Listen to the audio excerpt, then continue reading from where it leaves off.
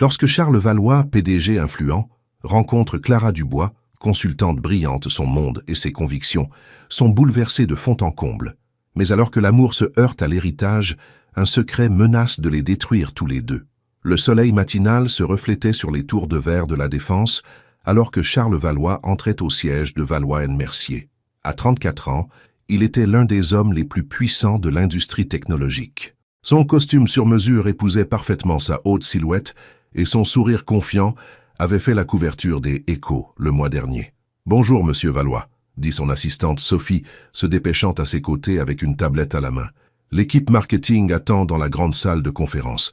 La consultante de Dubois Stratégie arrive dans 15 minutes. Charles hocha la tête sans ralentir le pas. « Un café, noir, déjà sur votre bureau, monsieur. » Le bureau d'angle offrait une vue panoramique sur la Seine et les toits de Paris. Charles prit un moment pour l'apprécier avant de consulter le dossier sur son bureau. Valois & Mercier avait besoin d'un repositionnement complet de sa marque pour sa nouvelle initiative mondiale de développement durable. Le conseil d'administration avait insisté pour faire appel à un consultant externe. « Clara Dubois », murmura-t-il en parcourant ses références. « HEC Paris. A fondé Dubois Stratégie il y a 5 ans. Liste de clients impressionnante. » On frappa à la porte, interrompant ses pensées. « Monsieur Valois, les membres du conseil vous demandent de les rejoindre avant la réunion, » dit Sophie. Charles la suivit jusqu'au salon des cadres où 3 hommes âgés en costumes coûteux se servèrent des viennoiseries. « Charles, mon garçon !» Son père, Henri Valois, lui tapa sur l'épaule.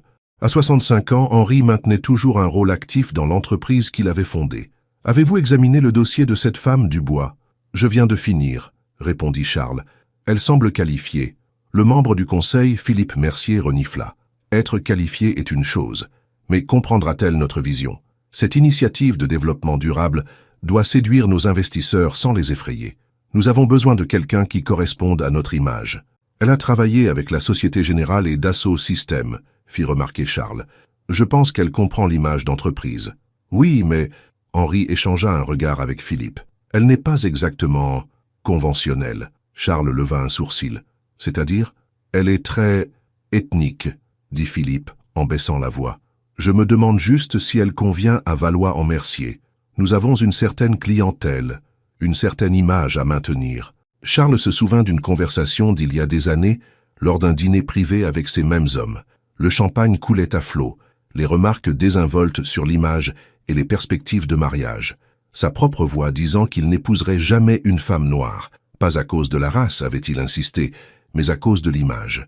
Il le croyait alors. Cela lui avait semblé une décision commerciale pratique, comme choisir la bonne cravate pour une réunion. « La réunion du conseil commence dans 5 minutes, » annonça Sophie depuis l'entrée. « Nous arrivons, » dit Charles, reconnaissant de l'interruption. Il se tourna vers son père et Philippe. « Gardons l'esprit ouvert. Ces résultats parlent d'eux-mêmes. » La grande salle de conférence se remplissait lorsque Charles arriva. Il prit place à la tête de la table, balayant du regard les visages autour de lui. Puis la porte s'ouvrit, et Charles en oublia de respirer. Clara Dubois entra dans la pièce avec une assurance naturelle. Sa peau sombre rayonnait contre le blanc impeccable de son chemisier, et ses yeux, intelligents, observateurs, parcoururent toutes les personnes à table avant de se poser sur Charles.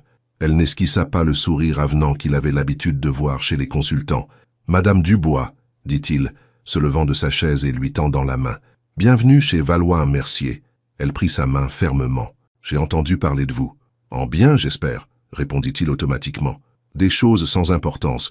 Je me fais ma propre opinion. » Pour la première fois depuis des années, Charles Valois fut momentanément sans voix.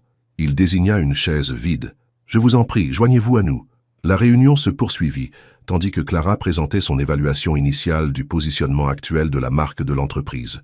Sa voix était claire et assurée, son analyse affûtée. « Votre perception actuelle du marché est forte mais étroite, » expliqua-t-elle, affichant des diapositives sur le projecteur. « Puissante, oui.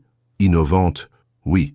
Mais aussi exclusive, inaccessible et franchement déconnectée des réalités des jeunes générations. » Henri Valois fronça les sourcils. « Nous avons bâti notre réputation sur l'exclusivité. Et cela a bien fonctionné jusqu'à présent, » reconnut Clara. Mais cette initiative de développement durable exige une approche différente. Vous devez être perçu comme faisant partie de la communauté mondiale, pas au-dessus d'elle. Madame Dubois, Philippe Mercier se pencha en avant. Nos investisseurs attendent un certain standard de notre part. Vos investisseurs attendent des retours sur investissement, le corrigea Clara. Et sur le marché actuel, les entreprises perçues comme élitistes et déconnectées perdent du terrain. Elle passa à une nouvelle diapositive montrant une analyse des concurrents. Ces chiffres ne mentent pas, messieurs. Charles la regarda gérer la pièce avec une autorité tranquille. Pas de sourires inutiles, pas de flirt, juste une pure compétence. C'était rafraîchissant. J'aimerais mener des entretiens individuels avec les membres clés de l'équipe, poursuivit Clara, en commençant par vous, monsieur Valois. Elle regarda directement Charles. Si vous pouvez me consacrer 1 heure cet après-midi. Mon emploi du temps est à votre disposition, répondit Charles, ignorant le regard appuyé de son père. Après la réunion, Charles retourna à son bureau, incapable de se concentrer sur ses tâches habituelles. Il y avait quelque chose chez Clara Dubois qui l'avait déstabilisé. Ce n'était pas seulement sa beauté, bien qu'elle fût indéniablement belle, c'était sa franchise, son refus d'être impressionnée par lui. À 14 heures précises, Sophie fit entrer Clara dans son bureau. « Merci d'avoir pris le temps », dit Clara, installant son enregistreur sur le bureau entre eux. « Ces entretiens m'aident à comprendre la culture de l'entreprise, au-delà de ce que révèlent les études de marché. »« Demandez-moi n'importe quoi », répondit Charles, se penchant en arrière dans sa chaise. « Pourquoi Valois en Mercier se soucie-t-elle soudainement du développement durable ?» Sa question était directe.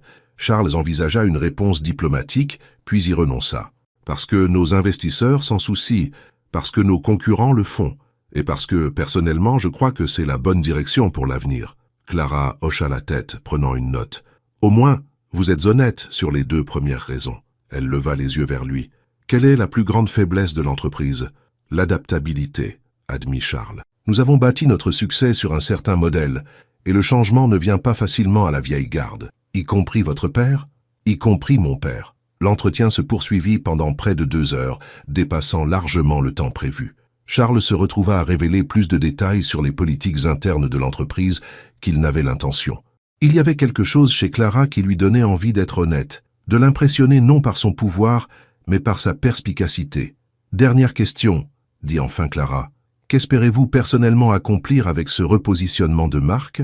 Charles fit une pause, réfléchissant. « Un héritage, je suppose. Valois en Mercier a toujours été une question d'argent. J'aimerais que l'entreprise serve aussi à faire la différence. » Clara l'étudia un instant, puis éteignit son enregistreur. « Merci pour votre temps, monsieur Valois. »« Charles, » la corrigea-t-il, « et merci pour votre franchise.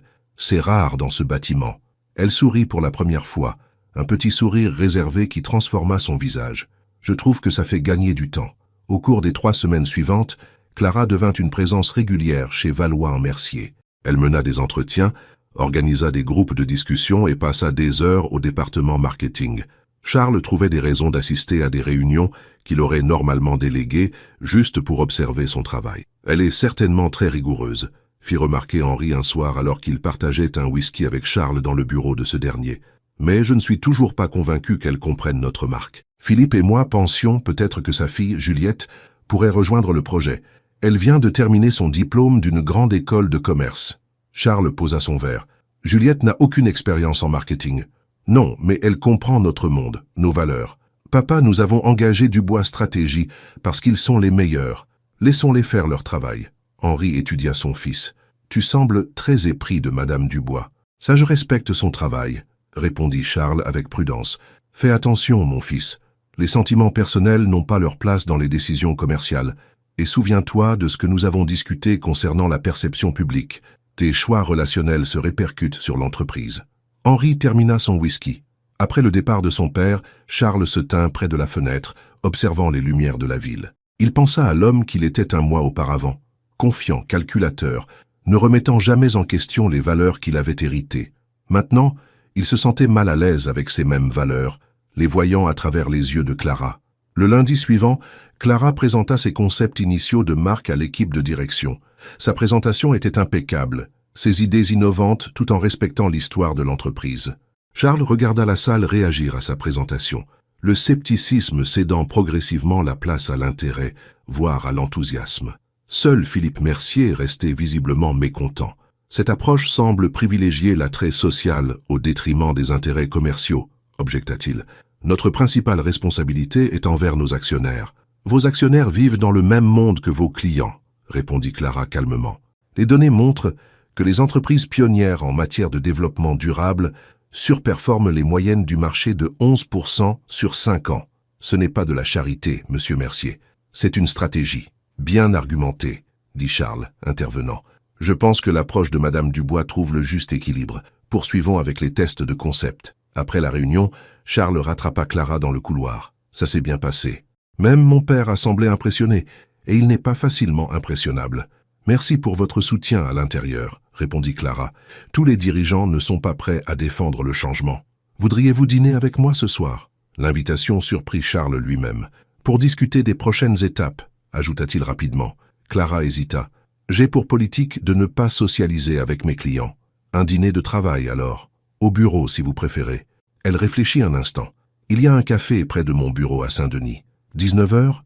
Charles s'aventurait rarement à Saint-Denis, mais il se retrouva à accepter immédiatement. Le café ne ressemblait en rien aux restaurants élégants que Charles fréquentait habituellement. De petites tables remplies de clients divers, de l'art local sur les murs et de délicieux arômes provenant de la cuisine ouverte. « C'est l'un de mes endroits préférés », dit Clara alors qu'il s'installait à une table d'angle. Géré par une femme avec des ingrédients locaux et ils emploient d'anciens détenus dans le cadre d'un programme de réinsertion. « Je comprends pourquoi cela vous plaît », répondit Charles, s'imprégnant de l'atmosphère chaleureuse. « Vous croyez aux entreprises qui font plus que simplement gagner de l'argent. Je crois en l'authenticité, le corrigea Clara. Cet endroit a réussi parce que ses valeurs sont authentiques, pas un coup de marketing. Tout au long du dîner, leur conversation alla des affaires aux histoires personnelles. Charles apprit que Clara avait été élevée par sa tante après avoir perdu ses parents dans un accident de voiture à l'âge de 12 ans. Il se retrouva à partager des histoires sur son enfance en tant que fils d'Henri Valois, la pression et le privilège qu'il avait façonné. « Cela semble solitaire », observa Clara après qu'il eut décrit ses années en pensionnat. « Le succès à tout prix. C'était le seul chemin que j'ai jamais envisagé, » admit Charles, jusqu'à récemment. « Qu'est-ce qui a changé ?» Charles la regarda directement. « J'ai rencontré quelqu'un qui m'a fait remettre en question mes certitudes. » Le moment fut interrompu par une agitation à une table voisine. Une femme âgée avait renversé un verre d'eau et le serveur aidait rapidement à nettoyer. « Tante Denise ?» Clara se leva, surprise. « Que faites-vous ici ?» La femme leva les yeux, ses yeux s'écarquillant à la vue de Clara avec Charles. « Je dîne avec Marjorie », dit-elle, désignant sa compagne. « Je ne m'attendais pas à vous voir ici ce soir. C'est une réunion de travail », expliqua Clara, semblant soudain mal à l'aise. « Charles Valois, voici ma tante, Denise Dubois. » Charles se leva et tendit la main. « C'est un plaisir de vous rencontrer, Madame Dubois. Votre nièce parle beaucoup de vous en bien. » Denise lui prit la main avec une poignée ferme, ses yeux l'évaluant froidement. « Monsieur Valois, j'ai lu des articles sur vous dans les pages économiques. Que des bonnes choses, j'espère, » dit Charles avec un sourire. « Des choses sans importance, » répondit Denise, faisant écho aux mots de Clara lors de leur première rencontre. « Je me fais ma propre opinion. » Charles ne put s'empêcher de rire. « Je vois d'où votre nièce tient sa franchise. »« Entre autres choses, » dit Denise. Elle se tourna vers Clara. « Appelle-moi demain, ma chérie. » Alors qu'ils retournaient à leur table, Charles remarqua le malaise de Clara. « Votre tante semble formidable. »« Elle est protectrice, » répondit Clara. « Elle m'a élevée pour être prudente avec les hommes puissants au sourire charmant. C'est comme ça que vous me voyez? Un homme puissant avec un sourire charmant? N'est-ce pas comme ça que vous vous voyez vous-même » La question laissa Charles silencieux. C'était exactement comme il s'était toujours vu, confiant, en contrôle, au-dessus des préoccupations ordinaires. Ils terminèrent le dîner en revenant sur des sujets plus sûrs, le travail et le projet de repositionnement. Quand ils se séparèrent devant le café, Charles était réticent à mettre fin à la soirée. « Merci pour le dîner, » dit-il, « et pour la conversation. »« Bonne nuit, monsieur Valois, » répondit Clara formellement. « Charles, » la corrigea-t-il à nouveau. Elle sourit légèrement. « Bonne nuit, Charles. » Le lendemain matin, Charles arriva au bureau plus tôt que d'habitude, son esprit encore absorbé par le dîner de la veille. Il fut surpris de trouver Sophie déjà à son bureau, l'air troublé. « Qu'est-ce qui ne va pas ?» demanda-t-il. « Vous devriez voir ça, » dit-elle, lui tendant sa tablette. Sur l'écran se trouvait un blog de potins d'affaires avec le titre « Le jeu en vaut-il la chandelle ?» Le PDG Charles Valois aperçut avec une recrutée « Diversité ». En dessous, une photo granuleuse de lui et Clara au café, clairement prise à leur insu. L'article insinuait que Clara avait été embauchée dans le cadre d'une initiative de diversité plutôt que pour ses qualifications, et suggérait que leur dîner était plus que professionnel. Charles sentit une colère froide monter en lui. Découvrez qui est responsable de ça et mettez notre équipe juridique dessus immédiatement. Avant que Sophie ne puisse répondre, Henri Valois fit irruption dans le bureau, agitant une impression du même article. « Qu'est-ce que c'est que ça, Charles? Un dîner public avec la consultante? Tu as perdu la tête ?» « C'était un dîner de travail, » répondit Charles, gardant sa voix calme. « Ce n'est pas ce que ça laisse paraître. Philippe est furieux. Le conseil est inquiet. » Henri jeta le papier sur le bureau. « Nous avons les investisseurs d'Abu Dhabi qui nous rendent visite la semaine prochaine. C'est exactement le genre de distraction dont nous n'avons pas besoin. »« Ah, l'article est une ordure, » dit Charles, « et je vais m'en occuper. » Henri baissa la voix. « Fils, je te connais. J'ai vu comment tu la regardes.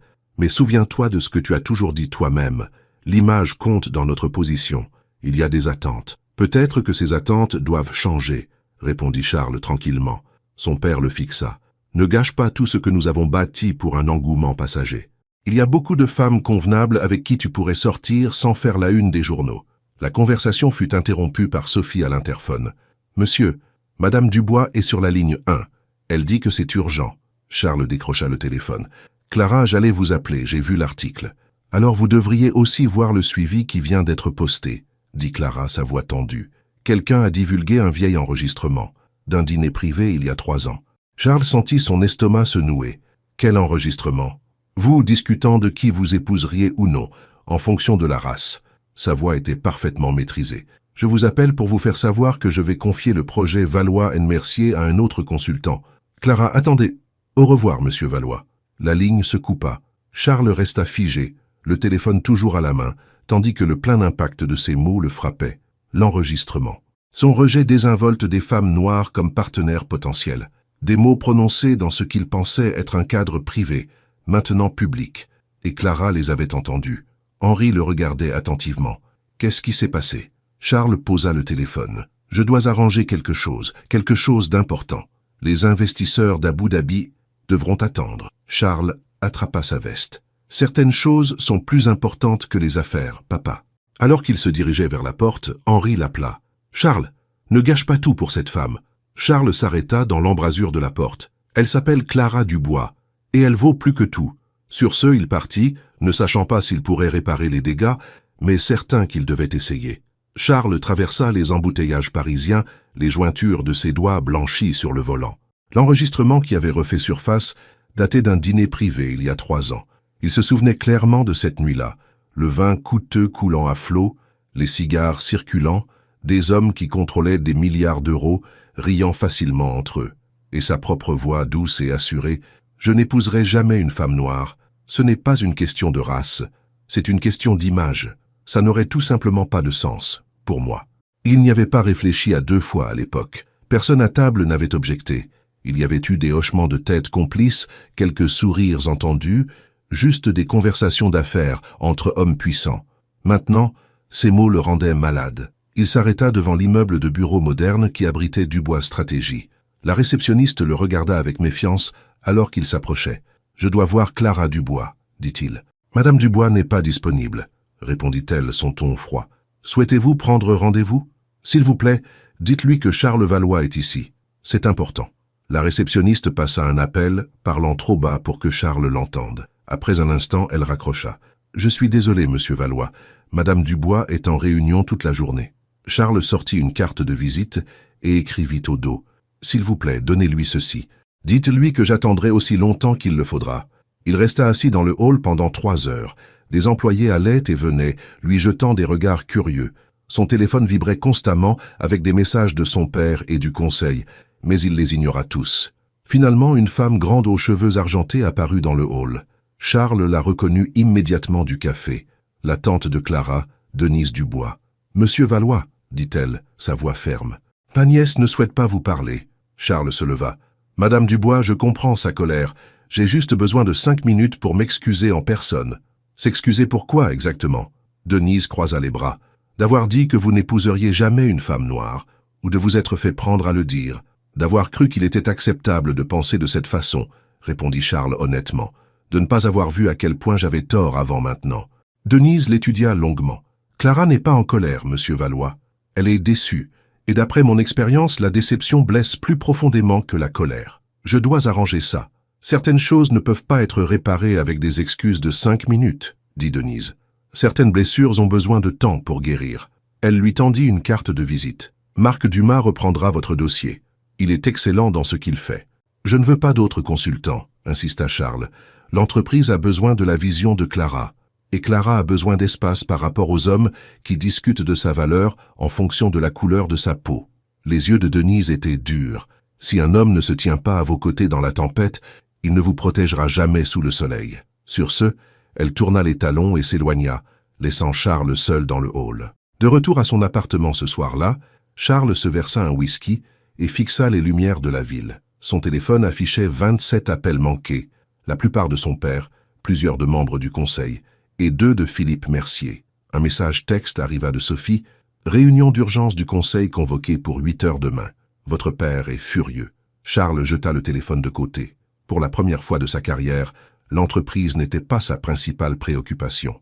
Tout ce à quoi il pouvait penser, c'était la peine qu'il avait causée à Clara, une femme qui n'avait fait qu'exceller dans son travail. Il reprit son téléphone et composa le numéro de son ami le plus proche, Julien Bernard, un autre PDG qui dirigeait une plus petite entreprise technologique. « Charles, » répondit Julien, « j'ai essayé de te joindre toute la journée. Cet enregistrement est partout sur les blogs d'affaires. »« Je sais, » répondit Charles. « J'ai fait une gaffe, Julien. Pas seulement avec ce que j'ai dit alors, mais avec la façon dont j'ai pensé toute ma vie. C'était une conversation privée, » dit Julien. « Tout le monde dit parfois des choses qu'il ne pense pas. C'est justement ça, » admit Charles. « Je le pensais. Je n'avais jamais remis en question ses attitudes parce qu'elles étaient confortables. Elles faisaient partie de mon éducation. » Il y eut une pause sur la ligne. « C'est plus qu'une simple gestion des dégâts, n'est-ce pas? C'est à propos de la consultante, Clara Dubois. Elle m'a fait voir les choses différemment, » dit Charles tranquillement. « Et maintenant, je ne peux plus faire comme si je ne les avais pas vus. Chasse, tu as des investisseurs du Luxembourg qui arrivent la semaine prochaine. Ton père est en train de rallier le conseil d'administration. Tu dois te concentrer sur la sauvegarde de ton poste en ce moment.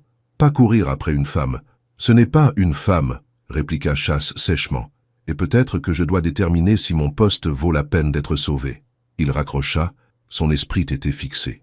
Ouvrant son ordinateur portable, il commença à taper un email à toute l'équipe de direction de Valois & Marais.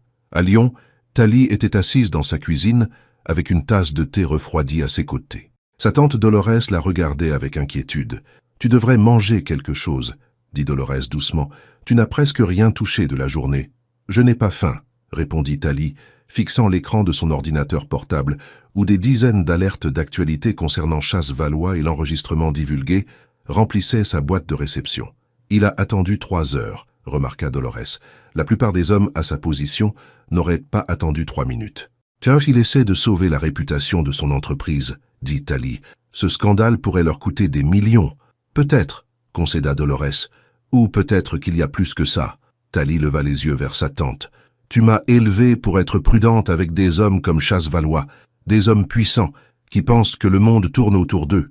Je t'ai élevée pour juger les gens par leurs actions, pas par leur réputation, » la corrigea Dolores. « Oui, je t'ai mise en garde contre les hommes puissants, mais je t'ai aussi appris que les gens peuvent changer lorsqu'ils sont confrontés à leurs propres erreurs. » « Il n'a pas dit ces choses pour me blesser personnellement, » dit Thalie doucement. « Il les a dites parce que les femmes comme moi étaient invisibles à ses yeux. »« Et maintenant ?» demanda Dolores. Avant que Thalie ne puisse répondre, son téléphone sonna. C'était Marc Dubois, son collègue qui avait repris le compte Valois & Marais. « Thalie, il faut que tu vois ça, » dit Marc sans préambule. « Valois vient d'envoyer un email à toute son équipe de direction. Il m'a mis en copie, mais je pense que c'était aussi pour que tu le vois. »« Qu'est-ce qu'il dit ?» demanda Thalie, son cœur battant plus vite. « C'est des excuses, de vraies excuses. Et il annonce une initiative de diversité à l'échelle de l'entreprise, dotée de réelles implications, des postes au conseil d'administration, le recrutement de cadres, l'investissement dans des fondateurs sous-représentés. Il y consacre 20 millions d'euros. » Thalie était stupéfaite. « C'est significatif. Ça s'améliore, » continua Marc. Il dénonce l'histoire d'exclusion du secteur de la tech et reconnaît ses propres échecs passés. Il assume l'entière responsabilité des commentaires enregistrés. Pas de discours de relations publiques lisses, pas d'excuses. Après avoir raccroché, Thalie resta silencieuse un long moment. Dolores attendit patiemment. 20 millions d'euros, c'est beaucoup d'argent, dit finalement Thalie. Pour un homme comme Chasse Valois, l'argent est facile, répondit Dolores. Admettre qu'il avait tort, C'est ça, la vraie mesure. Le lendemain matin, Chasse entra dans la salle du conseil de Valois-en-Marais et trouva toutes les places occupées. Son père était assis au bout de la table, son expression orageuse.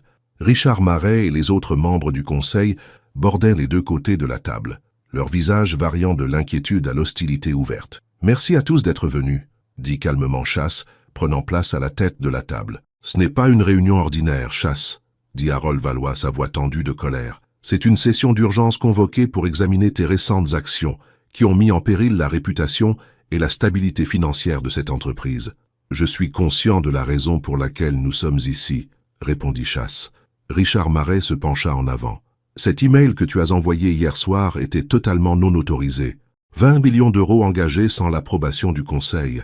Une initiative de diversité qui va fondamentalement changer nos pratiques d'embauche, et cette déclaration à la presse, on dirait que tu essaies de couler l'entreprise. »« L'entreprise survivra, » dit Chasse. « En fait, si vous aviez pris la peine de vérifier les marchés ce matin, notre action a gagné 2 points. »« C'est temporaire, » insista Harold. « Les investisseurs du Luxembourg menacent de se retirer. Ils sont préoccupés par la stabilité. »« Laissez-les faire, » dit Chasse, surprenant tout le monde à table. « S'ils ne partagent pas nos valeurs, nous n'avons pas besoin de leur argent. » Harold claqua sa main sur la table. « Il ne s'agit pas de valeurs, il s'agit d'affaires. Tu as laissé tes sentiments personnels obscurcir ton jugement. Tout ça à cause de cette femme, Tali Reed. Elle s'appelle Tali, » dit Chasse doucement. « Et oui, elle m'a aidé à voir les choses différemment. Mais il ne s'agit pas d'elle. Il s'agit de ce que nous voulons être en tant qu'entreprise. » « Le Conseil a préparé une déclaration, » dit Richard, faisant glisser un document sur la table. « Elle prend ses distances avec tes opinions personnelles et annonce que tu prends un congé pendant que nous évaluons la situation. » Chasse ne jeta même pas un œil au papier. « Je ne signe pas ça. »« Alors nous devrons procéder à un vote, » menaça Harold. « J'ai parlé avec les principaux actionnaires. Ils nous soutiendront là-dessus, Chasse. Ne nous force pas la main. » Chasse regarda autour de la table les hommes avec qui il avait travaillé pendant des années. Des hommes qui avaient façonné sa pensée, ses valeurs, sa vision du monde. Pour la première fois, il les vit clairement, non pas comme des mentors, mais comme des reliques d'une ère mourante. « Avant de voter, laissez-moi être clair, » dit Chasse. « Si je pars, le nom Valois part avec moi. Je recommencerai à zéro avec une nouvelle entreprise bâtie sur de vraies valeurs, pas seulement des marges de profit, et j'emmènerai nos meilleurs talents avec moi. » Un silence tendu s'abattit sur la pièce. Chasse se leva. « Je convoque une réunion à l'échelle de l'entreprise dans 1 heure. Je vous suggère à tous d'être là. » Il sortit, laissant le conseil stupéfait. Dans l'ascenseur, Chasse vérifia son téléphone et vit un nouvel email d'une adresse qu'il ne reconnaissait pas. L'ouvrant, il trouva une seule ligne. Le café, 19 heures. Thé.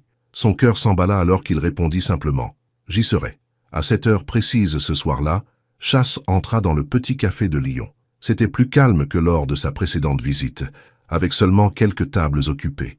Tali était assise dans le coin du fond, une tasse de thé devant elle. « Merci de m'avoir rencontré, » dit Chasse en prenant le siège en face d'elle. « J'ai lu ton email, » répondit Tali. « Et j'ai vu la conférence de presse. » La réunion à l'échelle de l'entreprise s'était transformée en conférence de presse impromptue lorsque des journalistes en avaient eu vent. Chasse s'était tenu devant des centaines d'employés et des dizaines de caméras, reconnaissant ses échecs passés et annonçant la nouvelle direction pour Valois-en-Marais. « Pensais-tu ce que tu as dit ?» demanda Tali. « À propos de reconnaître ton privilège et de travailler à changer la culture. »« Chaque mot, » confirma Chasse, « bien que je n'aurais probablement pas vu la nécessité de changer si je ne t'avais pas rencontré. » Tali l'étudia attentivement. « Tu ne l'as pas dit pour me blesser ou pour blesser les femmes comme moi. Tu l'as dit parce que nous étions invisibles à tes yeux. Tu as raison, » admit Chasse. « Je n'ai jamais pensé à l'impact de ces commentaires désinvoltes. Je n'ai jamais eu à le faire. C'est ça le vrai sens du privilège, ne pas avoir à penser à ces choses. Et maintenant ? Maintenant, je n'arrête pas d'y penser, » dit Chasse. « Ou à toi. » Tali baissa les yeux vers son thé. « Je ne peux pas revenir sur le projet Valois-en-Marais. »« Je comprends, » dit Chasse, cachant sa déception. « Marc fait un excellent travail. »« Ce n'est pas que je ne crois pas que tu essaies de changer, » expliqua Tali. « Mais il y aurait toujours des murmures. Les gens diraient que j'ai obtenu le poste à cause de ce que c'est entre nous. »« Et qu'est-ce que c'est entre nous ?» demanda Chasse doucement. Avant que Tali ne puisse répondre, la porte du café s'ouvrit en grand et Harold Valois entra en trombe, le visage rouge de colère. Il les repéra immédiatement et marcha jusqu'à leur table. « C'est pour ça que tu as sacrifié ton avenir ?» exigea-t-il, fulminant contre Chasse. « Des réunions secrètes avec elle ? Papa, ce n'est pas le lieu. Tu m'as embarrassé devant tout le conseil, continua Harold, sa voix montant. Tu as gâché l'accord avec le Luxembourg. Tu as engagé des millions dans une initiative inutile. Tout ça pourquoi? La culpabilité? L'attirance? Elle n'en vaut pas la peine, Chasse. Thalie se leva. Monsieur Valois, je comprends que vous soyez contrarié, mais vous ne comprenez rien, claqua Harold. Vous entrez dans notre entreprise, tournez la tête de mon fils avec votre joli visage, et soudain il jette par la fenêtre tout ce que nous avons bâti. Chasse se leva, sa voix mortellement calme. Ça suffit, papa. Non, ça ne suffit pas. Harold criait presque maintenant, attirant les regards des autres clients. J'ai bâti Valois & Marais à partir de rien. Tout ce que tu as, tu me le dois. Et c'est comme ça que tu me rembourses? En courant après quelqu'un qui ne correspond pas à notre image. Quelle image serait-ce, exactement? Demanda Thalie froidement. Harold la fusilla du regard. Vous savez exactement ce que je veux dire. Dis-le. Chasse défia son père. Dis ce que tu veux vraiment dire, papa. Arrête de te cacher derrière des mots comme image et correspondre. Le café était devenu complètement silencieux, tout le monde observant la confrontation. Harold baissa la voix en un chuchotement dur. Tu connais le monde dans lequel nous évoluons, Chasse. Certains choix rendent les choses plus difficiles. J'essaie de te protéger. Je n'ai pas besoin de ta protection, répondit Chasse, et je ne veux pas opérer dans un monde où la couleur de peau de quelqu'un détermine sa valeur. Alors tu es un imbécile, dit Harold amèrement, et tu perdras tout. Non, papa. Pour la première fois, je vois ce qui compte vraiment. Chasse se tourna vers Thalie. Je suis désolé pour ça. Ce n'est pas de ta faute, dit-elle doucement. Harold regarda entre eux, son expression se durcissant. Tu as un choix à faire, mon fils. Ton héritage familial ou... ça. J'ai déjà fait mon choix, répondit Chasse. Je choisis d'être quelqu'un dont je peux être fier. Le visage d'Harold devint plus sombre. Alors tu n'es plus le bienvenu chez Valois & Marais. Le conseil en sera informé. Il se retourna et sortit du café en trombe. Chasse se laissa retomber sur sa chaise, le poids de la confrontation s'installant sur ses épaules. « Je suis désolé que tu aies dû assister à ça. Ça va ?» demanda Thalie, une réelle inquiétude dans la voix. « Honnêtement, je ne sais pas, » admit Chasse. « Je viens peut-être de perdre mon entreprise. Mais étrangement, je me sens plus léger. Que vas-tu faire maintenant? Recommencer, je suppose. Bâtir quelque chose de mieux. » Chasse la regarda intensément. « Mais pour l'instant, je me soucie plus de savoir s'il y a une chance pour nous que de Valois & Marais. » Thalie resta silencieuse un long moment. « Je ne voulais rien ressentir pour toi, » dit-elle finalement. Surtout après avoir entendu cet enregistrement. Mais, Chasse l'incita doucement. « Mais je respecte ce que tu as fait aujourd'hui. Tenir tête à ton père, tout risquer pour ce que tu crois juste. » Elle tendit la main sur la table et toucha brièvement la sienne. « Ça demande du courage. Ça veut dire qu'il y a de l'espoir ?» demanda Chasse. « Ça veut dire que je suis prête à voir où ça mène, » répondit Thalie prudemment. Lentement. Chasse sourit ressentant de l'espoir pour la première fois de la journée. Lentement, ça me va. Alors qu'ils quittèrent le café ensemble, aucun des deux ne remarqua l'homme de l'autre côté de la rue prenant des photos avec un téléobjectif, ou le sourire satisfait sur son visage alors qu'il envoyait les images à Richard Marais. Le lendemain matin, Chasse fut réveillé par son téléphone qui sonnait. C'était Jacques Martin, son ami PDG. « Chasse, allume BFM Business tout de suite », dit Jacques d'urgence. Chasse attrapa la télécommande et alluma la télévision. La chaîne d'information économique montrait sa photo aux côtés de celle de Thalie, avec le titre « Valois Evings. La romance coûte son entreprise au PDG. » « Qu'est-ce que c'est que ce bordel ?» marmonna Chasse. « C'est partout aux infos, » expliqua Jacques. « Le conseil a tenu une session d'urgence tard hier soir. Ils ont voté pour te destituer de ton poste de PDG, citant des divergences de vision irréconciliables. Ton père prend la relève en tant que PDG par intérim. » Chasse se sentit engourdi. Ils ne peuvent pas faire ça sans un vote des actionnaires. Ils convoquent une assemblée générale extraordinaire des actionnaires la semaine prochaine pour officialiser la chose. Mais Chasse, ça empire. Il y a des photos de toi et Thalie sortant du café ensemble. Richard Marais raconte à tout le monde que tu as compromis l'entreprise en entretenant une relation avec une consultante. Chasse passa une main dans ses cheveux. C'est ridicule. Et complètement hypocrite de la part de Richard. C'est une manœuvre de pouvoir, dit Jacques. Il te dépeigne comme instable, gouverné par l'émotion plutôt que par le sens des affaires. Ils utilisent Thalie pour te discréditer. Il faut que je la prévienne, dit Chasse, tendant déjà la main vers son autre téléphone. Ils vont aussi traîner son nom dans la boue. Fais attention, Chasse. Ils surveillent chacun de tes mouvements maintenant. Après avoir raccroché, Chasse appela Tali, mais l'appel tomba directement sur la messagerie vocale. Il réessaya avec le même résultat. Finalement, il envoya un SMS. « Il faut qu'on parle, c'est urgent. Ils s'en prennent à nous deux. » Quelques minutes plus tard, sa sonnette retentit. Chasse ouvrit et trouva Tali debout là, son expression sombre. « J'ai vu les infos, » dit-elle en entrant. « Mon téléphone n'arrête pas de sonner avec des journalistes qui demandent des commentaires. »« Je suis tellement désolé, » dit Chasse. « C'est entièrement ma faute. »« Arrête, » dit Tali fermement. « Ce n'est pas toi qui as fait ça. Ce sont eux. Ton père et Richard Marais essaient de protéger leur empire désuet. » Chasse fit les 100 pas dans son salon. « Ils vont aussi détruire ta réputation. Ils diront que tu m'as manipulé, que tu as utilisé notre relation pour influencer les décisions de l'entreprise. »« Laissez-les faire, » répondit Tali avec une dignité tranquille. « Je connais la vérité. Mes clients connaissent la vérité. Je ne m'attendais pas à ce qu'ils aillent aussi loin, » admit Chasse. « Utiliser notre amitié comme une arme. » Tali s'approcha de lui. « C'est ce que c'est, une amitié ?» Chasse croisa son regard. « Tu sais que c'est plus que ça, du moins pour moi.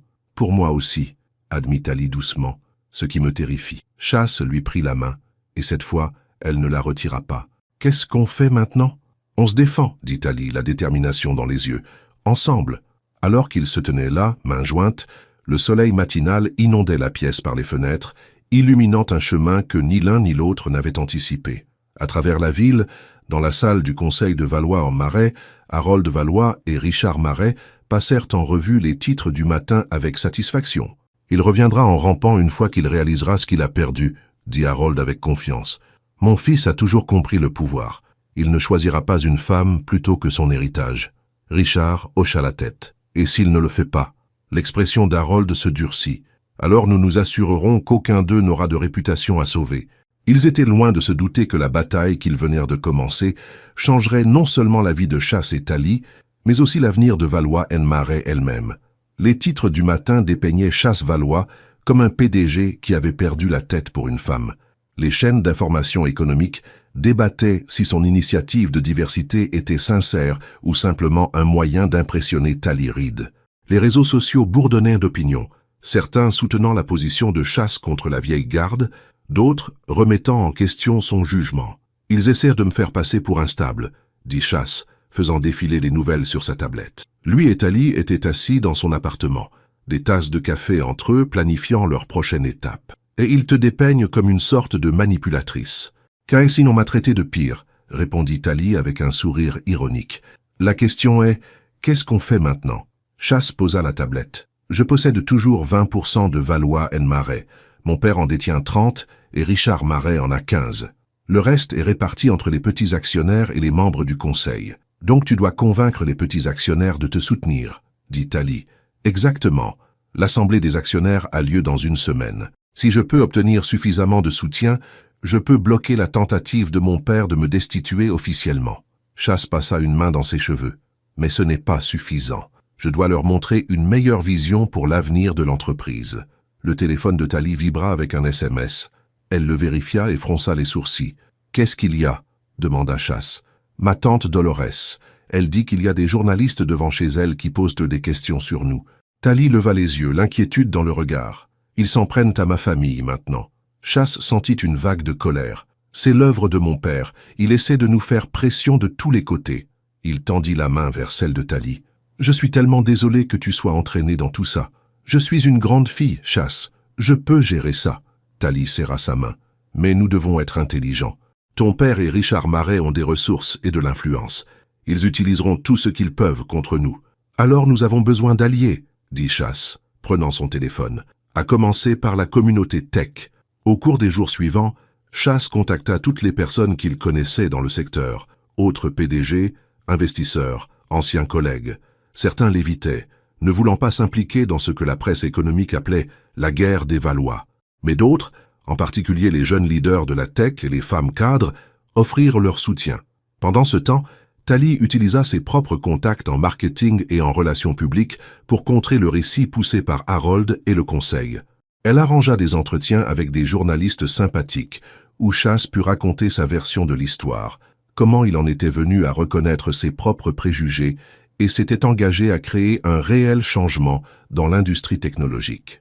4 jours avant l'assemblée des actionnaires, Chasse et Tali rencontrèrent Jacques Martin à son bureau. « J'ai parlé à quelques-uns des petits actionnaires, » dit Jacques, fermant la porte pour plus d'intimité. « Beaucoup d'entre eux sont indécis. Ils n'aiment pas la mauvaise publicité, mais ils sont aussi impressionnés par le soutien public que tu reçois du côté progressiste du monde de la tech. Qu'en est-il des investisseurs du Luxembourg ?» demanda Chasse. Toujours en jeu, étonnamment. Ils sont pragmatiques, ils se soucient plus des retours que des drames personnels. Mais Harold les travaille dur, leur promettant un leadership stable s'ils le soutiennent. Tali se pencha en avant. « À quoi ressemblent nos chiffres ?» Jacques fit une grimace. « Pas terrible. Selon mes comptes, Harold et Richard ont obtenu environ 48% des voix. Chasse a peut-être 35%. Le reste est indécis. Il nous faut un élément décisif, dit Chasse. Quelque chose qui prouve que ma vision pour l'entreprise est meilleure pour les affaires, et pas seulement moralement juste. Il y a peut-être un moyen, dit lentement Tali. Le sommet mondial de l'innovation a lieu demain. Tous les grands acteurs de la tech y seront, y compris des investisseurs potentiels. Et mon père, ajouta Chasse. Il y donnera la conférence principale au nom de Valois & Marais. Exactement, Tali hocha la tête. Et si nous annoncions une nouvelle entreprise là-bas, une start-up axée sur la tech durable, dirigée par toi, avec le soutien de certains de tes nouveaux alliés? Jacques parut sceptique. Tu veux lancer un concurrent à Valois & Marais? Ça ne fera que convaincre les actionnaires que tu t'es retourné contre l'entreprise. Pas un concurrent, clarifia Chasse, saisissant la vision de Tali. Un partenaire, une entité distincte qui peut travailler avec Valois & Marais, mais qui n'est pas liée par leur ancienne mentalité. Cela donne aux actionnaires un choix, soutenir l'approche dépassée de mon père, ou embrasser un avenir où les deux entreprises prospèrent ensemble. C'est risqué, avertit Jacques, mais ça pourrait marcher. Le lendemain, la salle de bal de l'hôtel Ritz Paris était remplie de l'élite de la tech pour le sommet mondial de l'innovation. Harold Valois monta sur scène sous des applaudissements enthousiastes, l'air d'un PDG confiant.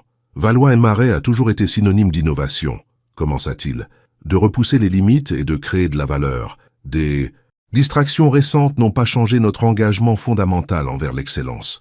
Au fond de la salle, Chasse se tenait avec Tali et Jacques, écoutant son père réécrire l'histoire.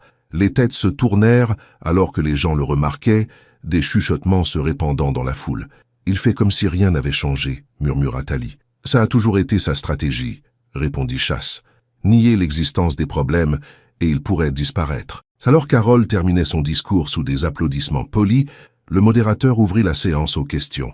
Chasse se dirigea vers un microphone dans l'allée centrale. « J'ai une question », dit-il clairement, provoquant une vague d'excitation dans l'audience. Les journalistes se redressèrent sur leur siège, sentant le drame. Le visage d'Harold se crispa lorsqu'il vit son fils. « Chasse, je ne savais pas que tu serais présent. »« Je n'aurais manqué ça pour rien au monde, » répondit Chasse. « Ma question est simple. Comment Valois & Marais peut-elle prétendre être innovante alors que sa direction refuse d'innover dans sa pensée concernant l'inclusion et la représentation ?» Un murmure se répandit dans la foule. Harold força un sourire. « Ce n'est pas le forum approprié pour les griefs personnels, Chasse. Ce n'est pas personnel. Il s'agit de l'avenir de la tech. » Chasse regarda autour de la pièce. « Tout le monde ici sait que l'industrie a un problème de diversité. J'ai proposé une solution, et le Conseil l'a rejetée, parce qu'elle menaçait leur confortable statu quo. Le Conseil a rejeté un engagement financier non autorisé, pris sans analyse appropriée, répliqua Harold. Une décision prise sous des influences, discutable. L'implication était claire, et Chasse sentit Tali se raidir à ses côtés. Avant qu'il ne puisse répondre, une autre voix se fit entendre de l'autre côté de la pièce. « J'ai une question pour Monsieur Valois, père », dit Tali, s'avançant vers un autre microphone. « Est-ce la position officielle de Valois & Marais que de considérer des perspectives diverses est une influence discutable sur les décisions commerciales ?» Tous les regards se tournèrent vers elle. Le sourire d'Henri devint forcé. « Madame Dubois, je suppose. Je faisais allusion au mélange inapproprié de relations personnelles et de décisions commerciales. »« Intéressant, » répondit Sophie calmement, « parce que les données montrent que les entreprises dotées d'une direction diversifiée surpassent leurs concurrents de 36%. Lefebvre-Ancy suggère-t-elle que la rentabilité est moins importante que le maintien de la structure de pouvoir actuelle. La salle fut le théâtre d'un mélange d'applaudissements et de mouvements gênés.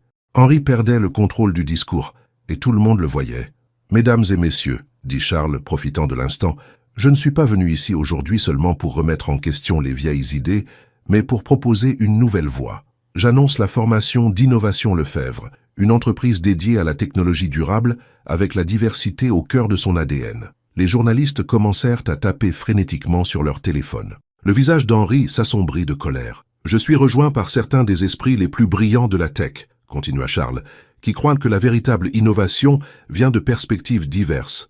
Nous avons obtenu un financement initial de 50 millions d'euros auprès d'investisseurs qui partagent notre vision. Jacques s'avança et tendit une tablette à Charles. Sur l'écran figurait une liste d'investisseurs et de leaders technologiques éminents qui avaient accepté de soutenir la nouvelle entreprise. « Il ne s'agit pas de concurrencer Lefebvre & Cie », expliqua Charles. « Il s'agit de créer un partenaire qui peut aider l'entreprise à évoluer. Je reste un actionnaire majeur de Lefebvre & Cie et je veux qu'elle réussisse. Mais le succès dans le monde d'aujourd'hui exige du changement. » Le sommet plongea dans le chaos alors que les journalistes hurlèrent des questions et que les participants frémissaient d'excitation. Henri quitta rapidement la scène, suivi de René Lefebvre et d'autres membres du conseil. Dans le hall, Charles était entouré de journalistes et d'investisseurs potentiels lorsqu'il sentit une main sur son bras. C'était Sophie, l'air préoccupé. « Ton père vient de partir avec René, » dit-elle doucement. Ils avaient l'air furieux. « Tiens, je m'y attendais, » répondit Charles. « Mais nous avons changé la conversation. Maintenant, il s'agit de l'avenir, pas de nous. » Charles Lefebvre, une voix autoritaire fendit la foule. Charles se retourna pour voir Véronique Bernard, PDG de Global Tech Ventures, et l'une des investisseuses les plus influentes de la scène technologique française. « Vous avez vraiment rendu les choses intéressantes. » Madame Bernard. Charles hocha la tête respectueusement. « Merci d'être venu. »« J'ai observé ce drame se dérouler, » dit Véronique, ses yeux perçants passant de Charles à Sophie. « Au début, j'ai cru que c'était juste une querelle familiale. Mais maintenant, je suis intrigué. »« Par notre modèle économique ?» demanda Charles. « Par votre conviction, » le corrigea Véronique. « Il est rare de voir quelqu'un dans votre position risquer tout pour ses principes. » Elle lui tendit une carte de visite. « Appelez mon bureau demain. J'aimerais en savoir plus sur Innovation Lefebvre. » Alors que Véronique s'éloignait, Sophie serra le bras de Charles. C'est un coup majeur. Elle contrôle des milliards en capital d'investissement. Et elle siège au conseil d'administration de 3 entreprises qui travaillent avec Lefebvre & Cie, ajouta Charles. Si elle est intéressée, d'autres suivront. En soirée, la nouvelle de la confrontation au sommet et l'annonce d'Innovation Lefebvre dominaient les titres économiques. Charles et Sophie se retirèrent dans son appartement de standing dans l'ouest parisien, loin des reporters qui attendaient devant son immeuble. « Tu as été incroyable aujourd'hui, » dit Charles, alors qu'ils étaient assis sur son petit balcon, les lumières de Paris scintillantes à travers la ville. « La façon dont tu as défié la logique de mon père, je n'ai jamais vu personne le gérer aussi efficacement. » Sophie sourit. « J'ai passé ma carrière à aider les entreprises à trouver leur voie authentique. La voix de ton père est tout sauf authentique. » Charles lui prit la main. « Merci d'être resté à mes côtés à travers tout cela. La plupart des gens auraient fui le drame. »« Je ne suis pas comme tout le monde, » répondit Sophie, sa voix douce. « Et ce que tu fais compte. Tu utilises tes privilèges pour créer un réel changement. » Leurs regards se croisèrent, et Charles sentit quelque chose se transformer entre eux, un approfondissement de la connexion qui avait grandi depuis cette première rencontre dans la salle de réunion. Lentement, il se pencha et l'embrassa. Pendant un instant, le monde extérieur s'évanouit, le scandale, la bataille de l'entreprise, le vote des actionnaires à venir. Il n'y avait que cette connexion tranquille, cette reconnaissance de sentiments qui s'était développée malgré toutes les raisons pour lesquelles ils n'auraient pas dû. Quand ils se séparèrent, les yeux de Sophie brillaient d'émotion. « Cela complique les choses, » murmura-t-elle. « La vie est compliquée, » répondit Charles, « mais certaines choses en valent la peine. » La sonnerie de son téléphone rompit le moment. Charles regarda l'écran et fronça les sourcils. « C'est Jacques. Je devrais prendre cet appel. »« Charles !» La voix de Jacques était urgente. « Allume BFM Business tout de suite. » Charles rentra et alluma la télévision de Sophie. La chaîne d'information économique montrait des images d'Henri Lefebvre lors d'une conférence de presse impromptue. « Regrette d'annoncer que mon fils Charles Lefebvre n'est plus affilié à Lefebvre & Cie à quelque titre que ce soit, » disait Henri. Le conseil d'administration a voté à l'unanimité pour le retirer de tous ses postes au sein de l'entreprise et pour engager des poursuites judiciaires concernant son manquement à son devoir fiduciaire. « Ils ne peuvent pas faire ça avant le vote des actionnaires, » dit Charles, incrédule. « Ils invoquent des pouvoirs d'urgence en vertu d'un règlement obscur, » expliqua Jacques. « C'est juridiquement discutable, mais ça crée des faits accomplis. Et il y a plus. » À l'écran, Henri poursuivait. « De plus, Nous avons des preuves que la relation de M. Lefebvre avec la consultante Sophie Dubois a commencé bien avant qu'elle ne soit embauchée par Lefebvre & Cie, remettant en question la légitimité de son contrat et de tout le travail effectué. Sophie, qui était entrée du balcon, haleta. « C'est un mensonge éhonté. Ils essaient de vous discréditer professionnellement tous les deux, » dit Jacques. Henri présente ça comme une conspiration, que vous avez tout planifié depuis le début pour nuire à l'entreprise. C'est ridicule, dit Charles. Nous nous sommes rencontrés pour la première fois dans cette salle de réunion. Il y a des témoins. Ils affirment des réunions secrètes antérieures, répondit Jacques. Ils n'ont pas besoin de le prouver, juste de créer assez de doutes pour influencer les actionnaires. Charles se tourna vers Sophie, dont le visage était devenu pâle. Cela affecte aussi ta réputation professionnelle. Tes autres clients pourraient commencer à douter de ton intégrité. Mon travail parle de lui-même, dit Sophie fermement, bien que l'inquiétude assombrisse ses yeux. Mais c'est une accusation grave. Nous devons réagir immédiatement, décida Charles, composant déjà le numéro de son avocat. Et nous avons besoin de preuves que nous ne nous sommes jamais rencontrés avant ce jour. Le lendemain matin, Charles et Sophie rencontrèrent leur équipe juridique au bureau de Jacques. Les nouvelles n'étaient pas encourageantes. Ils ont déposé une demande d'injonction d'urgence pour vous empêcher d'assister à l'assemblée des actionnaires, expliqua Diane Morel, l'avocate de Charles. Ils affirment que vous agissez contre les intérêts de l'entreprise. C'est absurde, protesta Charles. Je suis un actionnaire majeur. C'est une tactique de retardement, dit Diane. Ils savent qu'ils ne gagneront probablement pas, mais cela nous lie au tribunal jusqu'après la réunion. L'avocat de Sophie, maître Antoine, semblait tout aussi préoccupé. Ils ont également déposé une plainte éthique contre Dubois Stratégie, alléguant des conflits d'intérêts non divulgués. C'est sans fondement, mais cela nécessitera une réponse formelle. Ils essaient de nous noyer sous les batailles juridiques, réalisa Sophie, pour nous distraire du combat des actionnaires. Charles arpentait la pièce. Qu'en est-il de l'accusation selon laquelle nous nous connaissions auparavant? Comment pouvons-nous le prouver? Il est difficile de prouver une négation, admit Diane. Mais nous recueillons des témoignages de personnes présentes à votre première réunion, et nous vérifions les données de localisation de vos téléphones pour montrer que vous n'avez jamais été au même endroit avant cela. Il y a autre chose, dit Jacques, l'air mal à l'aise. Henri a rencontré Juliette Lefebvre, la fille de René. Juliette? Charles fronça les sourcils. Qu'est-ce qu'elle a à voir avec ça? Selon mes sources, ils prévoient d'annoncer sa nomination à la tête du marketing lors de l'assemblée des actionnaires. Et des rumeurs circulent selon lesquelles vous et elle étiez officieusement fiancés avant tout cela. Charles le regarda avec incrédulité. Ça est complètement faux. Nous sommes sortis ensemble 2 fois l'année dernière, c'est tout. Il n'y a jamais eu de fiançailles, formelles ou informelles. Ils créent une narration, dit Sophie doucement. Le fils dévoué qui allait épouser la femme qu'il fallait et diriger l'entreprise familiale, jusqu'à ce qu'il soit égaré. Par toi, acheva Charles, la colère montant dans sa poitrine. Il te dépeigne comme la méchante qui a détruit le plan parfait. C'est une vieille histoire, dit Sophie avec un sourire triste. La femme noire comme tentatrice, perturbant l'ordre naturel. Charles lui prit fermement la main. Nous n'allons pas les laisser s'en tirer comme ça. Alors qu'ils quittèrent la réunion, le téléphone de Charles sonna avec un numéro inconnu. Il répondit avec prudence. « Monsieur Lefebvre ?» Une voix de femme retentit. « Ici Amélie Leroy des Échos.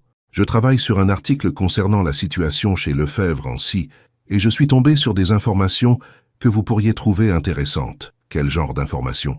demanda Charles. « Des relevés financiers montrant des transactions inhabituelles entre René Lefebvre et plusieurs comptes offshore, et des emails entre votre père et René discutant de la manière de, je cite, « gérer la situation Sophie Dubois avant même que vous n'engagiez sa société. » Le cœur de Charles s'emballa. Cela signifierait qu'il s'inquiétait d'elle avant même qu'elle ne soit embauchée, confirma la journaliste. J'aimerais vous rencontrer, vous et Madame Dubois. Je pense qu'il y a plus dans cette histoire que ce qui est rapporté. Après avoir organisé une rencontre avec la journaliste pour l'après-midi même, Charles se tourna vers Sophie. S'ils étaient préoccupés par toi avant que tu ne sois embauché, cela signifie qu'ils savaient quelque chose sur toi, quelque chose qui les inquiétait. Sophie réfléchit un instant, puis ses yeux s'écarquillèrent. Mon article de recherche. Il y a 3 ans, j'ai publié un article universitaire sur les échecs éthiques dans la direction technologique. J'ai utilisé Lefebvre & Cie comme l'une de mes études de cas. Ça doit être ça, dit Charles. Elle savait que tu pourrais poser des questions inconfortables. Ils étaient préoccupés par toi depuis le début. Non pas à cause de moi, mais à cause de ton travail. Lorsqu'ils rencontrèrent Amélie Leroy plus tard dans la journée, elle confirma leurs soupçons. J'ai des emails de René Lefebvre à votre père exprimant leurs préoccupations concernant l'agenda de Madame Dubois, basé sur ses critiques publiées de l'entreprise. Ils ont débattu de l'opportunité d'empêcher son cabinet d'être considéré pour le projet de repositionnement d'image. Mais ils ne l'ont pas fait, nota Charles. Pourquoi? Selon les emails, ils pensaient que cela paraîtrait suspect de rejeter l'entreprise la plus qualifiée sans raison. Au lieu de cela, ils ont prévu de l'embaucher mais de limiter son accès et son influence. Ce qui n'a pas fonctionné une fois que Charles a commencé à prendre mes recommandations au sérieux, ajouta Sophie. Amélie hocha la tête. Il y a plus. J'ai des relevés financiers montrant que René Lefebvre a payé quelqu'un pour vous suivre tous les deux et prendre des photos. Et des brouillons de communiqués de presse sur le congé pour raison de santé mentale de Charles daté avant que tout cela ne devienne public. Ils ont planifié cela depuis le début, réalisa Charles. Ils m'ont vu changer, écouter de nouvelles perspectives, et ils ont décidé de me pousser dehors avant que je ne puisse changer l'entreprise. J'aimerais publier cette histoire, dit Amélie. Avec vos commentaires, bien sûr. Faites-le, décida Charles. Les actionnaires doivent connaître la vérité avant la réunion. Alors qu'ils quittèrent le bureau du journal, le téléphone de Sophie sonna. C'était sa tante Denise. « Sophie, il y a quelqu'un ici avec qui tu dois parler, » dit Denise, sa voix inhabituellement urgente. « Juliette Lefebvre. »« La fille de René ?» demanda Sophie surprise. « Pourquoi est-elle chez toi ? Elle dit qu'elle a des informations sur Henri et son père. Des informations qui pourraient vous aider, toi et Charles. » Sophie regarda Charles, interrogative. Il hocha la tête. « Écoutons ce qu'elle a à dire. » Lorsqu'ils arrivèrent à la maison modeste de Denise, en banlieue parisienne, ils trouvèrent Juliette Lefebvre assise nerveusement dans le salon. C'était une femme mince d'une vingtaine d'années, vêtue de vêtements coûteux, mais avec un regard hanté dans les yeux. « Merci d'être venu, dit-elle en se levant à leur entrée. Je sais que vous n'avez aucune raison de me faire confiance. Pourquoi es-tu ici, Juliette ? Demanda Charles directement. Parce que mon père et ton père vont vous détruire tous les deux, répondit Juliette, et je ne peux plus en faire partie. Elle tendit une clé USB à Charles. Ce sont des enregistrements de réunions entre nos pères. Ils ont planifié cela pendant des mois. Comment te destituer si tu ne suivais pas la voie qu'ils avaient tracée? L'histoire des fiançailles en faisait partie. Je n'ai jamais été d'accord, mais ils s'en fichaient. Pourquoi fais-tu ça? Demanda Sophie. Tu risques ta relation avec ton père. Juliette la regarda avec des yeux fatigués. Parce qu'il y a 3 ans, j'étais à ce dîner. J'ai entendu ce que Charles a dit sur le fait de ne jamais épouser une femme noire. Et je n'ai rien dit. Je n'ai rien fait. J'ai gardé le silence trop longtemps pendant qu'ils utilisèrent les gens comme des pièces d'échecs. Elle se tourna vers Charles. Je t'ai vu changer, défendre ce qui est juste. Ça m'a fait réaliser que je devais faire de même. Charles serra la main de Sophie alors que les pièces du puzzle s'assemblaient. Avec les preuves de Juliette et l'histoire d'Amélie, ils avaient enfin ce dont ils avaient besoin pour riposter. L'assemblée des actionnaires est demain, dit Charles. Il est temps d'en finir. Cette nuit-là, Sophie et Charles s'assirent avec Denise dans sa cuisine, se préparant pour la bataille à venir. « Es-tu prêt pour ça ?» demanda Denise à Charles. « Ton père ne s'avouera pas vaincu sans lutter. »« Je sais, » répondit Charles. « Mais pour la première fois de ma vie, je me bats pour quelque chose qui compte plus que l'argent ou le pouvoir. » Denise l'étudia pensivement. « Quand tu es venu pour la première fois à mon bureau, cherchant Sophie, j'ai cru que tu n'étais qu'un autre homme puissant essayant de protéger son image. Je ne croyais pas que des gens comme toi pouvaient vraiment changer. Et maintenant ? Demanda Charles. Maintenant, je pense que je me suis peut-être trompé. Denise sourit légèrement. Bien que je te surveille toujours. Sophie rit. Toujours la protectrice, tante Denise. Quelqu'un doit l'être, répondit Denise. Mais je dirais ceci, Charles Lefebvre. Tenir tête à ton père, risquer ta position pour ce qui est juste, cela demande un vrai courage. J'ai eu un bon exemple à suivre, dit Charles, regardant Sophie. Quelqu'un qui n'a jamais compromis ses valeurs pour le succès. Alors que minuit approchait, Charles se prépara à partir. Le lendemain apporterait la confrontation finale avec son père et le conseil. Dehors sur le porche, il prit les mains de Sophie dans les siennes. « Quoi qu'il arrive demain, dit-il doucement, je veux que tu saches que te rencontrer a changé ma vie. Tu m'as fait voir le monde différemment. Tu t'es changé toi-même, Charles, répondit Sophie. Tu as choisi d'écouter, de grandir, de défendre ce qui est juste. J'ai dit jamais, murmura Charles, faisant écho à ses paroles d'il y a des années. Mais toi, tu m'as fait croire en toujours. Les yeux de Sophie brillèrent de larmes, alors qu'elle se penchait pour l'embrasser. À cet instant, quoi que le lendemain puisse apporter, ils savaient tous les deux que certaines batailles étaient déjà gagnées. Le matin de l'assemblée des actionnaires se leva. clair et lumineux. Devant le siège de Lefebvre-Ancy, les journalistes s'étaient rassemblés, anticipant le bras de fer entre Charles Lefebvre et son père. Les agents de sécurité vérifiaient minutieusement les accréditations, renvoyant toute personne ne figurant pas sur la liste approuvée. Dans une chambre d'hôtel 6 pâtés de maison plus loin, Charles ajustait sa cravate tandis que Sophie le regardait depuis le canapé. « Tu es sûr de toi ?» demanda-t-elle. « Une fois que nous rendrons tout public, il n'y aura plus de retour en arrière. » Charles croisa son regard dans le miroir. « Je suis sûr. La vérité doit éclater. Pour nous deux. » Son téléphone vibra avec un SMS de Jacques. L'article d'Amélie vient de paraître. Il est déjà en tête des tendances. Les Échos avaient publié ce matin-là l'article explosif d'Amélie Leroy, révélant le complot d'Henri et René contre Charles et leurs efforts pour discréditer Sophie. L'histoire incluait des extraits des emails fournis par Juliette, montrant l'étendue de leur machination. « Ton père sera furieux, » dit Sophie. « Cela le démasque complètement. »« Tant mieux, » répondit Charles. « Il a opéré dans l'ombre trop longtemps. Il est temps que tout le monde le voie tel qu'il est vraiment. » Diane Morel, l'avocate de Charles, arriva avec les dernières nouvelles. Le juge a rejeté leur demande d'injonction. « Vous avez légalement le droit d'assister à la réunion en tant qu'actionnaire majeur, et nous avons soumis toutes les preuves à l'AMF concernant les transactions financières douteuses de René Lefebvre. Qu'en est-il des actionnaires ?» demanda Charles. « L'article a-t-il changé des avis ?»« Il est trop tôt pour le dire avec certitude, » admit Diane. Mais Jacques rapporte que plusieurs investisseurs institutionnels ont appelé avec des préoccupations concernant la direction d'Henri. Ils n'aiment pas les scandales ou les agendas cachés. Charles consulta sa montre. « C'est l'heure, allons-y. » L'assemblée des actionnaires devait avoir lieu dans le grand salon de l'hôtel Le Bristol. Alors que Charles et Sophie approchèrent de l'entrée, les journalistes se pressèrent, hurlant des questions. « Monsieur Lefebvre, votre père a-t-il vraiment essayé de vous évincer à cause de vos initiatives de diversité ? Madame Dubois, comment répondez-vous aux allégations selon lesquelles vous auriez manipulé Charles Lefebvre ?» Charles prit le bras de Sophie de manière protectrice alors qu'il se frayait un chemin à travers la foule. À l'intérieur, le salon était agencé avec des rangées de chaises faisant face à une estrade où les membres du conseil étaient déjà assis. Henri Lefebvre était au centre, son visage un masque de colère contenue. René Lefebvre se pencha vers lui, chuchotant avec urgence. Quand Henri aperçut Charles et Sophie entrer, ses yeux se rétrécirent.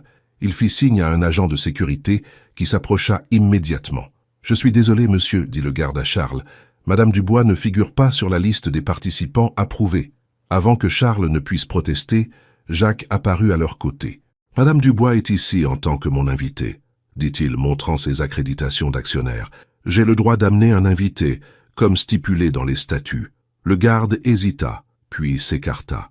L'expression d'Henri s'assombrit davantage en regardant Sophie prendre place à côté de Jacques au 3e rang.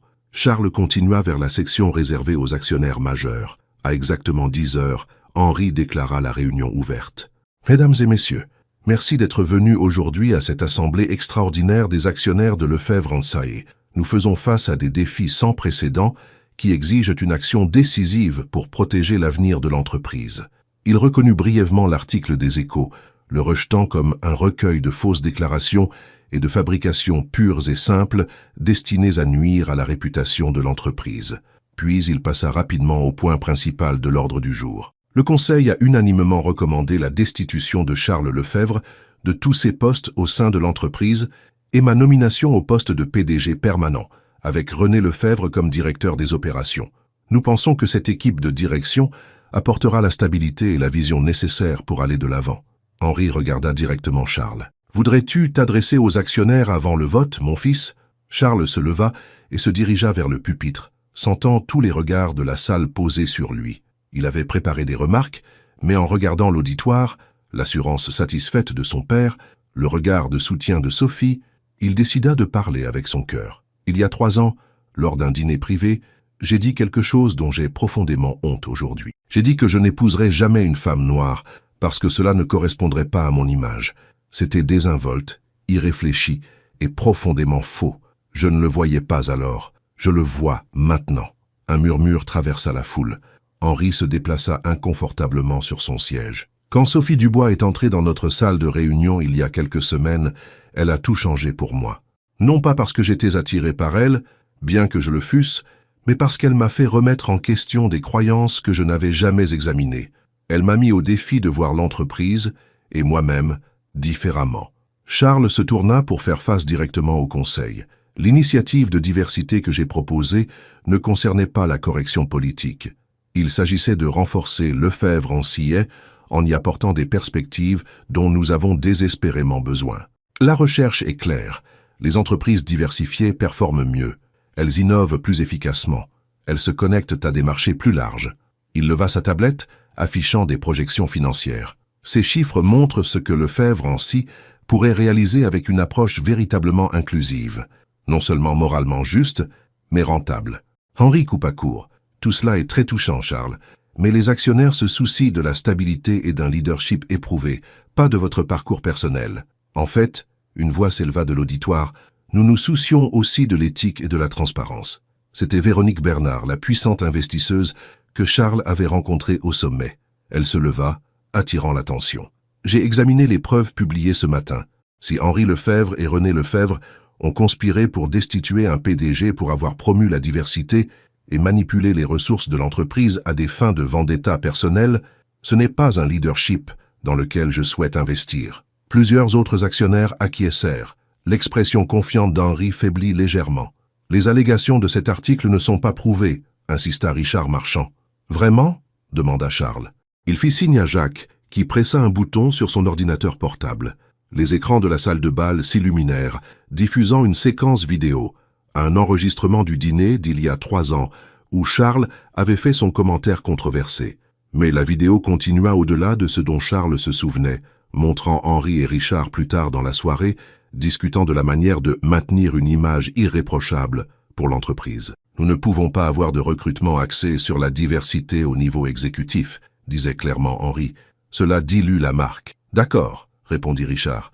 Nous ferons bonne figure publiquement, mais nous maintiendrons les choses en l'état. La salle tomba dans un silence pesant à la fin de la vidéo. Charles se tourna vers son père. Il ne s'agissait pas seulement de moi et de Thalia. Il s'agissait de maintenir un système qui maintient des personnes comme elle, à l'écart du pouvoir. Le visage d'Henri était devenu pâle. Où as-tu eu cet enregistrement?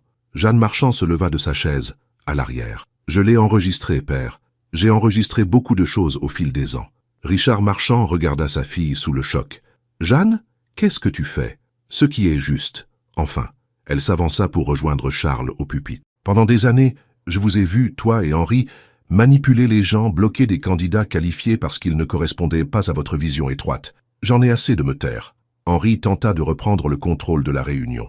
Tout cela est très dramatique, mais cela ne change rien au fait que le comportement de Charles a été erratique et préjudiciable à l'entreprise. Vraiment? Charles le défia. Notre action a pris 3 points après l'annonce de mon initiative sur la diversité. Innovation Valory a obtenu 50 millions d'euros de financement en moins d'1 semaine. Des personnes talentueuses se prestent pour travailler avec nous parce qu'elles croient en notre vision. Il s'adressa directement aux actionnaires. Vous avez un choix aujourd'hui. Vous pouvez voter pour le passé, pour l'exclusion masquée en tradition, pour la pensée étroite déguisée en stabilité. Ou vous pouvez voter pour un avenir où Marchand et Valory mènera l'industrie non seulement en termes de profit, mais aussi de raison d'être. Vanessa Dupré se leva de nouveau. Je propose que nous reportions le vote sur la révocation de Charles et que nous votions plutôt sur une nouvelle résolution. Révoquer Henri Valoris et Richard Marchand du Conseil pour violations éthiques et manquements à leurs obligations fiduciaires. Le président de la réunion, visiblement mal à l'aise, consulta le conseiller juridique de l'entreprise. Une telle motion requérait une majorité des 2/3 des actions représentées aujourd'hui. Alors votons, dit fermement Vanessa. Les 30 minutes suivantes furent tendues, les votes étant recueillis et dépouillés. Charles s'assit à côté de Thalia, qui l'avait rejoint près du devant. Elle lui serra la main, en signe de soutien. « Quoi qu'il arrive, murmura-t-elle, tu as fait ce qu'il fallait. » Finalement, les résultats furent annoncés. La motion visant à révoquer Henri et Richard avait été adoptée avec 68% des voix. Il y eut un moment de silence de stupeur, puis un éclat d'applaudissements de la part de nombreux jeunes actionnaires. Henri Valoris se leva lentement, son visage un masque d'incrédulité. « Ce n'est pas fini, » dit-il à Charles, sa voix basse et menaçante. « Tu regretteras cette trahison. » « Ce n'est pas une trahison de défendre ce qui est juste, » répondit Charles d'une voix égale. « C'est Thalia qui me l'a appris. » Alors qu'Henri et Richard quittèrent la scène, Vanessa Dupré s'approcha de Charles. « Le Conseil devra élire un nouveau président. Je suppose que vous êtes intéressé par le poste. Charles regarda Talia, puis de nouveau Vanessa. En fait, j'aimerais proposer quelque chose de différent. Marchand & Valoris a besoin d'un nouveau leadership, pas seulement de la prochaine génération des mêmes familles. Je suggère d'ouvrir le poste de PDG à des candidats externes, avec un engagement à considérer des candidats diversifiés. Et vous? Demanda Vanessa. Je me concentrerai sur Innovation Valoris, répondit Charles. Mais j'aimerais proposer un partenariat stratégique entre les deux entreprises, combinant les ressources de Marchand & Valoris avec notre approche novatrice. Les membres restants du conseil se concertèrent, discutant de ce développement inattendu. Finalement, ils acceptèrent la proposition de Charles, établissant un comité de transition pour guider l'entreprise. À la conclusion de la réunion, des journalistes s'agglutinèrent autour de Charles et Talia, criant des questions sur ce qui venait de se passer. Charles refusa de commenter, conduisant Talia par une sortie latérale vers une voiture qui les attendait. « Tu es sûr de cela ?» demanda Talia alors qu'ils s'éloignaient en voiture. « Tu aurais pu prendre le contrôle de l'entreprise. C'est l'héritage de ta famille. Certains héritages doivent être brisés, » répondit Charles. « Et je pensais ce que je disais. Marchand & Valoris a besoin de sang neuf, pas seulement des mêmes familles qui contrôlent tout. »« Et nous ?» demanda doucement Talia. « Qu'est-ce qui se passe maintenant ?» Charles lui prit la main. « Cela dépend de toi. Je sais que tout cela est arrivé vite. Je sais qu'il y a 1000 raisons pour lesquelles ça ne devrait pas fonctionner. Mais je n'ai jamais été aussi certain de rien dans ma vie. » Avant qu'elle ne puisse répondre, son téléphone sonna. C'était Jacques. « Allume BFM Business, » dit Jacques d'urgence. « Henri donne une conférence de presse. » Charles alluma l'écran intégré de la voiture pour voir son père debout devant une foule de journalistes. « Ton fils s'est laissé égarer par des influences radicales, » disait Henri amèrement. « Ce coup a été orchestré par des personnes dont l'objectif est de démanteler les valeurs traditionnelles de l'entreprise française. Je prendrai des mesures légales pour reprendre le contrôle de l'entreprise que ma famille a bâtie. » Talia secoua la tête. « Il ne comprend toujours pas. Il ne s'agit pas de politique ou de programme. Il s'agit de dignité humaine. » « Il ne comprendra jamais, » dit Charles tristement. « Il ne peut pas voir au-delà de son propre privilège. » 2 semaines plus tard, la tempête commençait à se calmer. Les contestations légales d'Henri avaient été rejetées par les tribunaux et la transition chez Marchand & Valoris se déroulait sans accroc. Le conseil avait nommé un PDG par intérim et établi un comité de recherche pour un leadership permanent. Innovation. Valoris avait ouvert ses bureaux dans un entrepôt rénové à Saint-Denis, à quelques pas de Stratégie Duval. Charles avait assemblé une équipe de jeunes professionnels talentueux, issus de divers horizons, se concentrant sur les solutions technologiques durables. Lui et Talia avaient gardé un profil bas, évitant les apparitions publiques ensemble, tandis que la frénésie médiatique s'éteignait. Mais ils se parlaient quotidiennement, leur relation s'approfondissant malgré les défis qu'ils avaient rencontrés. Un soir, Charles invita Talia à le retrouver sur le toit de son immeuble. Quand elle arriva, elle le trouva seul, regardant le coucher de soleil sur la skyline de la Défense. « Pas de garde du corps ?» demanda-t-elle avec un sourire. « Pas de caméra ?»« Juste moi, » répondit-il, lui prenant les mains. « C'est tout ce que je veux être avec toi. Juste moi, pas le PDG, pas l'héritier Valoris, juste Charles. J'aime juste Charles, » dit doucement Talia. « C'est un homme bon. » Charles la regarda dans les yeux. « Ces dernières semaines ont été les plus difficiles et les plus enrichissantes de ma vie. J'ai perdu des choses que je croyais importantes et gagné des choses dont je ne savais pas que j'avais besoin. » Il s'agenouilla devant elle, non pas avec une bague, mais avec une simple promesse. « Aucun héritage n'a de sens si je ne peux pas le construire avec toi, » dit-il, sa voix légèrement tremblante. « Je veux créer quelque chose de nouveau, une vie, un avenir qui honore nos 2 parcours. » Les yeux de Talia s'emplirent de larmes. « Tu es sûr de cela? Ton père ne nous acceptera jamais. » Charles sourit, sa main cherchant la sienne. « J'ai dit jamais une fois auparavant. Mais toi, tu m'as fait croire en toujours. » Talia le tira pour le remettre debout et le serra dans ses bras. Alors, toujours soit. 6 mois plus tard, Charles et Talia se tenaient ensemble sur une plage de la Côte d'Azur, entourés d'un petit groupe de proches. Dolores Duval regardait fièrement sa nièce, rayonnante dans une simple robe blanche, échanger ses vœux avec l'homme qui avait changé pour elle, et grâce à elle. Innovation. Valoris avait connu une croissance rapide, s'associant à Marchand & Valoris sur des initiatives qui transformaient les 2 entreprises.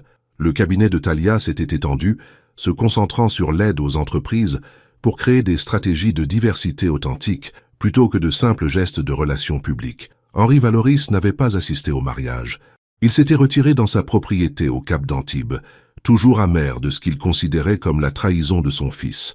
Mais Charles lui avait quand même envoyé une invitation, laissant la porte ouverte à une éventuelle réconciliation. Alors qu'ils partageaient leur première danse en tant que mari et femme, Charles serra Thalia contre lui. « Merci », murmura-t-il. « Pourquoi faire ?» demanda-t-elle. « D'être entré dans cette salle du conseil et d'avoir tout changé. » Thalia leva les yeux vers lui en souriant. « Nous nous sommes changés l'un l'autre, et maintenant nous changeons le monde, une entreprise à la fois. » Sous les étoiles de la Côte d'Azur, ils dansèrent à leur propre rythme, deux personnes qui s'étaient trouvées contre toute attente. Leur parcours n'avait pas été facile, et des défis les attendaient encore. Mais ils affrontèrent l'avenir ensemble, leur amour étant le témoignage du pouvoir de la croissance, du pardon et du courage de défendre ce qui est juste. Finalement, Charles Valoris s'était trompé sur une chose importante. Épouser Thalia Duval n'avait pas seulement de sens pour lui, c'était le seul choix qui ait jamais vraiment compté.